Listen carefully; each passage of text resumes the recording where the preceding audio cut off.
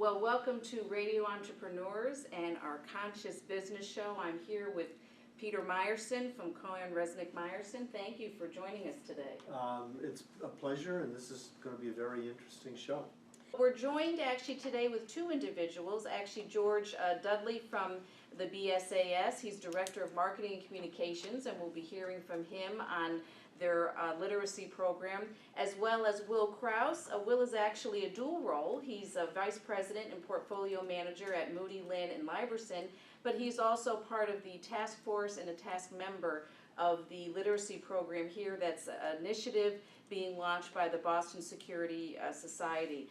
And so in discussions, Will, there's a lot about conscious leadership. I mean, certainly working with the community and understanding how we make a difference. And the financial literacy program really is an educational tool, not only that looks at, personal finances, but basics of investing, retirement issues, which is obviously on the forefront of many individuals, looking at bonds versus equities, understanding risk. And it looks like the program, you delve into different demographics, whether it's students, whether it's graduates, and you work with different academic institutions. So tell us a little bit about the financial literacy program here at the BSAS. Great, thank you.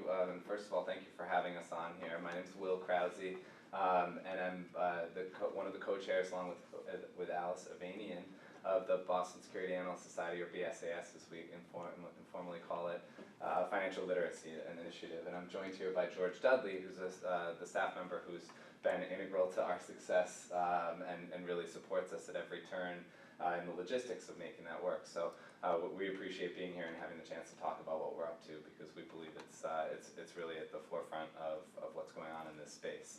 I think the very interesting thing to me about what's going on right now is that if you think about where financial literacy is in its sort of gestation, really some of the great work that's being done to pioneer the measurement side of it, saying, hey, what is this problem, is being done by Anna Maria Lusardi at GFLEC, which is the George Washington Financial Literacy Education Center, or Excellence Center, I'm sorry. And what they've identified is that there's up and down the demographic and income spectrum, and across the demographic spectrum, there's a huge financial literacy knowledge gap. And it's really, you don't have to go too far back in our economic history to point to where that had very, very large macroeconomic ramifications, and that's in the mortgage crisis, and people not understanding what they're doing from a mortgage perspective. And so we, Alice Avanian about 3 years ago, undertook an initiative as board chair.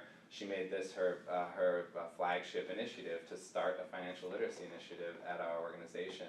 And since then, we've got around 40 volunteers and around 8 or 9 partners, depending on when you're counting. And we're really doing community outreach through a lot of local organizations to start to attack this problem, and we believe that we can tackle it locally and make a difference. So that's sort of how we're thinking about things. Is that if you can't manage what you can't measure, and it's being measured that this is a problem, and so we need to do our part to figure out how to translate our members' financial knowledge into impactful financial results for members of our community. This is Peter Meyerson. I'm kind of co-hosting this today. And I find this a fascinating subject. I mean, because I'm a lawyer and I, represent small businesses, mid-sized businesses, and I've done public offerings. And I would say, even within the population of the people I represent, there's a real knowledge gap. I mean, people really do not understand a lot of what financial information means, and part of it's trying to define different things. So how are you outreaching, and to what populations? Yeah, I think what we found was that at the beginning we had a broad focus to see what we thought might work. And that included adults, and we have a basics of investing module that really focuses on helping people figure out and ask questions about, and giving people a forum to ask questions about investments and retirement. And then as we looked at more of the academic literature, we found that that there's a little bit more impactful and long-term results that are being demonstrated if they're in earlier education. And those are very difficult to quantify, but the studies that are out there that seem to be showing some effect really show that, that a basic education matters a lot in terms of credit outcomes, in terms of long-term savings. A partner of ours at the CFA Society Pittsburgh, the president of that society, his name's Greg Philbeck. He's a professor at Penn State Erie Business School. He's actually just working on a study now that shows that high school students have even just things like better Roth IRA and awareness and increases investing and after a 6-month course they open more checking accounts.